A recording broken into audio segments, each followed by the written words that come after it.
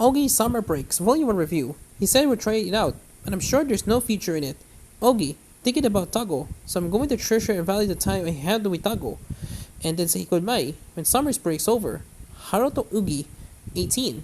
At university, falls for legally blind Shinya Tago, 18. Still in high school, walks with a white stick during a chance meeting at the start of the summer vacation. Tago, on facing having to ask a young man for assistance, is straightforward and suggests to Ogi to try dating over the summer. Ogi likes wearing makeup.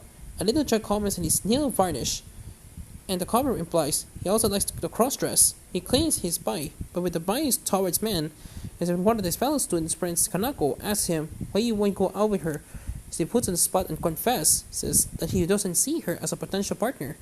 Early on in their relationship, Tago makes a kind of a pass at Ogi by playing some porno on his smartphone and suggesting they try acting out together. It is a joke. Tago says that he usually asks his older brother to assist him, but it is a joke as well. Ogi freaks out and runs away. Summer vacation continues, and after some apologies, the two continue their own relationship. There are some fumbled, awkward attempts at kissing. They go to the summer fireworks, and Ogi helps Tago to light sparklers, which he's never done before. But Tago gets lost on the way home and happens to bump into the still disgruntled Kanako. Helps him but asks some very direct questions about their love life, or lack of it. Then one day, Ogi goes to Tago's house only to find that the big brother has come home. The brother's first reaction is, I thought Ogi was a girl. And then later, Ogi overhears him asking Tago, does he have likes, the spirit of a guy in a girl's body, and feels called out. There seems to be some confusion as to what the central premise of the story is. Ogi and Tago's relationship, or Ogi's cross-dressing. Ogi, for the most part, is the main viewpoint character, and the manga is called Ogi Summer Break, so that makes sense. Nevertheless, the fact that Ogi is outwardly presenting various feminine aspects of his personality is almost hidden from the readers as well as from Tago.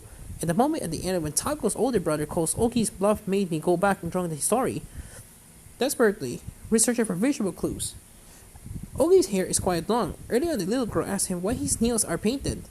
In the cover, the image shows him wearing a skirt, but elsewhere, the clothes he's wearing are in no way 3D or Lolita style like his friend Kanako, and the pants could be described as a unisex look, so I'm not honestly sure what the author Koikawa is trying to show us here.